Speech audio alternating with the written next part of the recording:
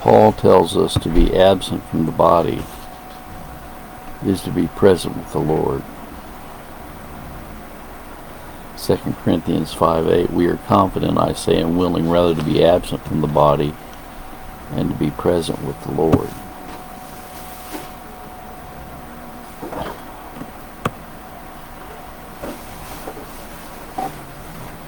Second Corinthians 5:6, therefore we are always confident, knowing that whilst at home in the body we are absent from the Lord.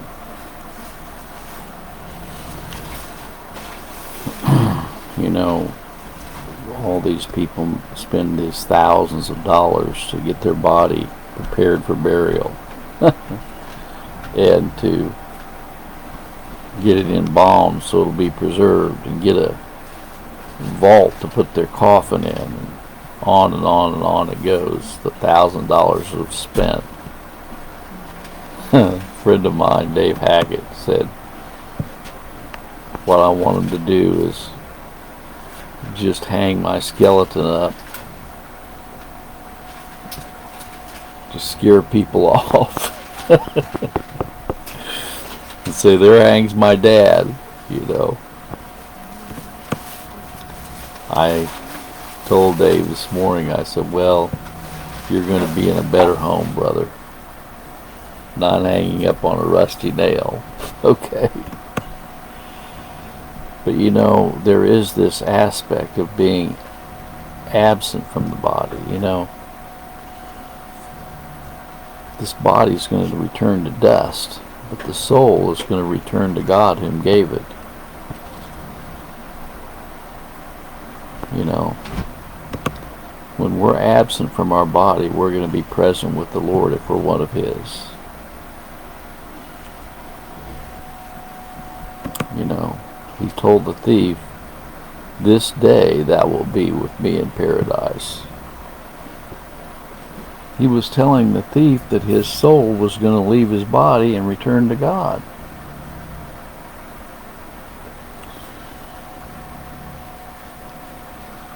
You know, Colossians 1:21, in the body of this flesh through death to present you holy and unblameable and unreprovable in His sight. 1 Corinthians 15:44, it is sown a natural body, it is raised a spiritual body. There is a natural body and there is a spiritual body.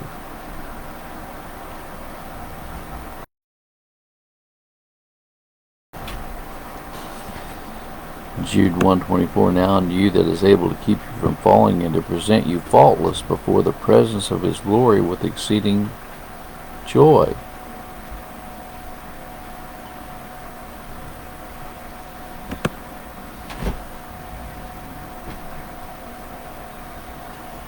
The time is going to come when we're no longer have to be in these bodies, and I'm glad. I'm looking forward to shedding this body. Too many pains, too much suffering in this body. Colossians 2:5, for though I be absent in the flesh, yet I am with you in the spirit.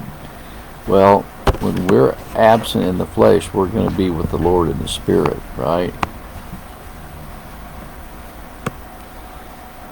Remember, Paul had this experience in 2 Corinthians 12:33. He says, and I knew such a man, whether in the body or out of the body, I cannot tell. God knoweth. You know, when I was involved in the New Age movement, they were always talking about having out-of-body experiences, you know.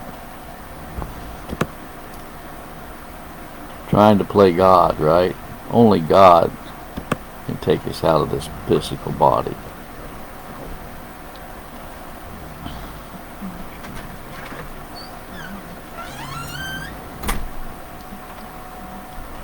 But when our physical body is dead, okay, we're no longer have to worry about our physical bodies, because they're going to be returning to dust. And our spirit is going to leave this physical body and go back to God whom gave it. I'm looking forward to that day when I don't have to walk around in this physical body and use a cane and be plagued with this osteoarthritis in my hip and all the struggles that go within the physical body are no longer going to be present. It's going to be a glorious day.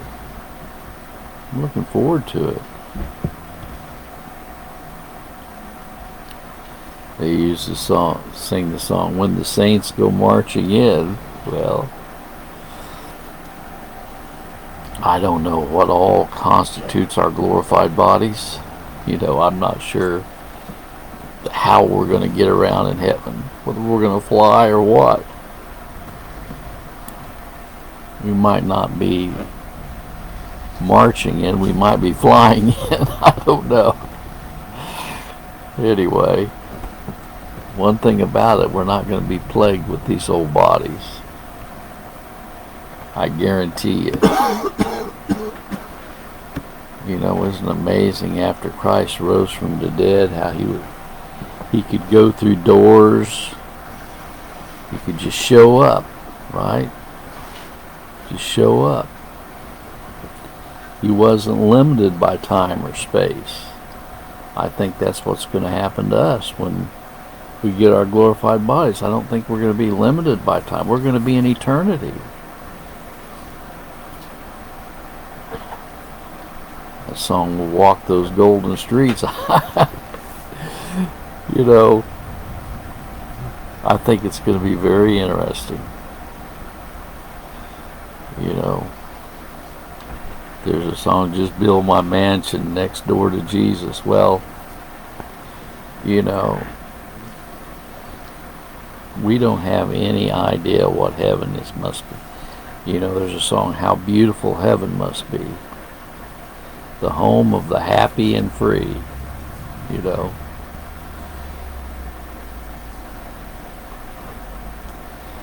We all get to heaven. What a glorious time that will be.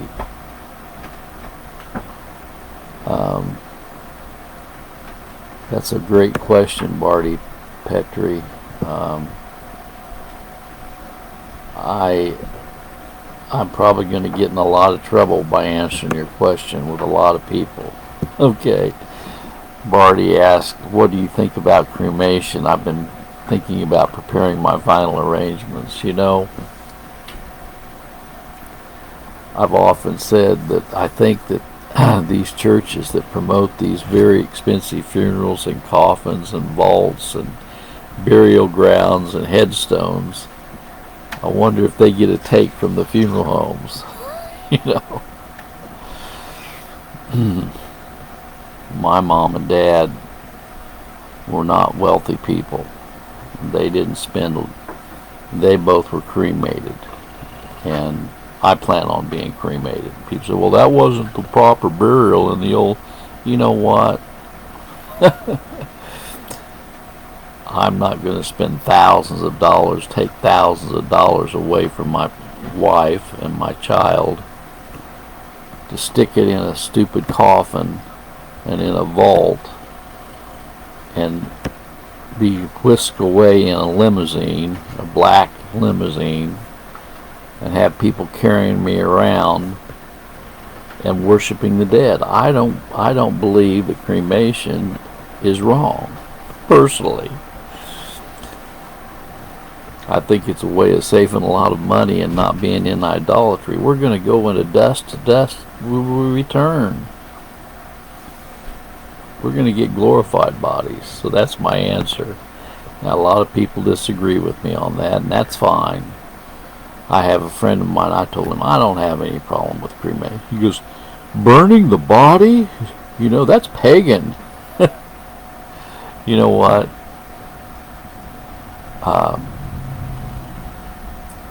I'll tell you a little story. I heard this from an elder in the Kansas City Primitive Baptist Church. Another elder went to see one of his members whose husband had passed away. And the husband passed away, and the husband had had a problem with, I guess, diabetes and had to have his leg amputated. Well, when he went over to see, when this elder went over to see the member that had, of the wife of the member that had died, she was grieving, very, very sorrowful. And he said, "Why are you still grieving?" He goes, "You know where you know that your husband's in heaven with the Lord." And she said, "Well, I never made any preparation for that leg." I never made any preparation for that amputated leg, you know. Preparation? Really? You know, the elder assured her that the Lord knew exactly where that leg was, okay? But that's not the point. These bodies are going to return to dust. We're not going to retain these. I believe in the resurrection, but the resurrection is to new body, not to these old bodies. The resurrection is to receive a glorified body, not to retain these old, decrepit, old osteoarthritis-filled, cancer-filled, fallen, cursed bodies. Anyway, that's my thoughts on the subject. To be absent from the body is present with the Lord, okay? People put stuff in their coffins, you know. Some people put telephones, cell phones in their coffins as if they can still talk to people, you know. I'll tell you what, well, I don't know if it was helpful, Barty, but, you know, I get a little humorous when people try to get into legalistic thoughts, try to bring me under the law, saying, you can't be cremated. I have a friend of mine that believes in, you know, you should be buried in a coffin and everything. And every time he calls me, he says, I don't believe in cremation. I don't even say anything to him anymore. I just let him say it. You know, he has a right to believe what he wants to believe. And, you know, these people that spend thousands and thousands of dollars on these funeral arrangements, you know. Remember that song, The Games People Play Every Night and Every Day? You know. Anyway, I don't want to get off on a tangent, but to be absent from the body is present with the Lord, right? And I'm like you, Barty. I'm looking for the cheapest way so I don't plague my relatives with a lot of expenses, because I'm not going to be here. I'm not going to be here. I'm going to be in heaven. Absent from the body is to be present with the Lord. May the good Lord be with you today in a special way is my prayer. God bless.